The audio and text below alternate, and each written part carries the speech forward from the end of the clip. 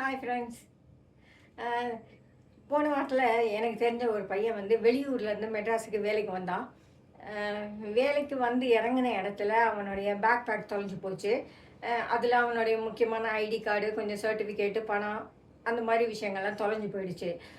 ரொம்ப அப்செட் ஆகி அதை வந்து அங்கே பக்கத்தில் இருக்க போலீஸ் ஸ்டேஷனில் போய் சொல்லி, இவன் வெளியூருங்கிறதுனால இவன் பேச்சை யாருமே கேட்கல. இப்படி நிறைய பிரச்சனைகள்.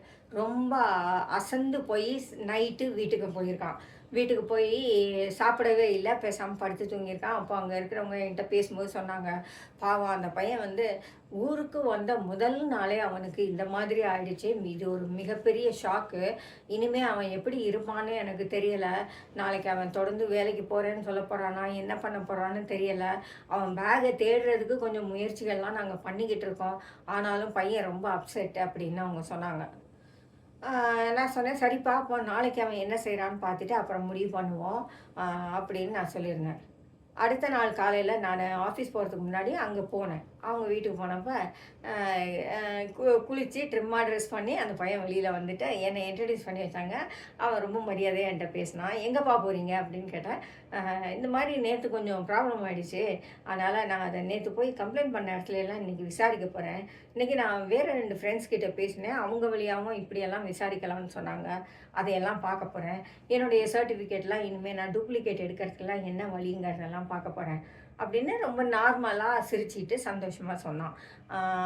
அப்போ அவங்க எதுக்க இருக்கிறவங்க, என்னடா நீ வந்து நேற்று இப்படி சொன்னியா, எல்லாத்தையும் தொலைச்சிட்டேன்னு ரொம்ப அப்செட்டாக இருந்த, நீ கூட இன்றைக்கி ரொம்ப டல்லாக இருப்பேன்னு நினச்சேன் அப்படின்னு அவங்க சொன்னாங்க.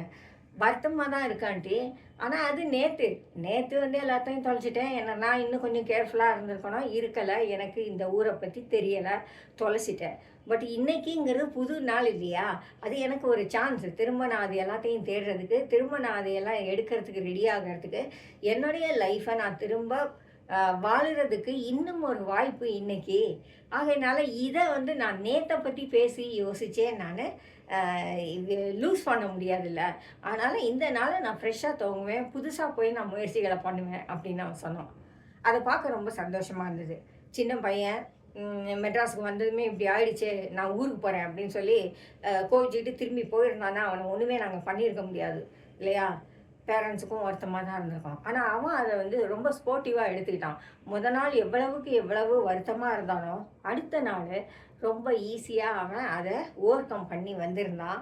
அன்னைக்கும் நாள் பூரா அலைஞ்சிருக்கான், எங்கெங்கேயோ பேசி கடைசியில் அவன் பேகை சாயங்காலமாக கண்டும் பிடிச்சிட்டான். உள்ள பணம் இல்லை, ஆனால் கொஞ்சம் மிச்ச விஷயங்கள் எல்லாம் இருந்தது.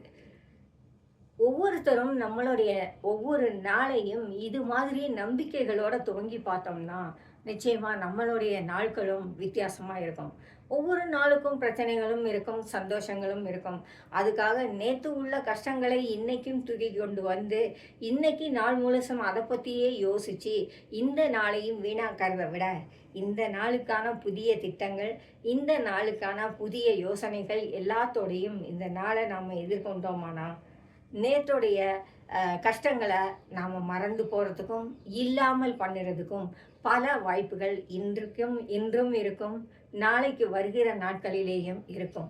ஒவ்வொரு நாளும் நமக்கு வாழுறதுக்கான புதிய வாய்ப்பு. அதை பழசை பற்றி பேசி நாம் வீணாக்கிட வேண்டாம்.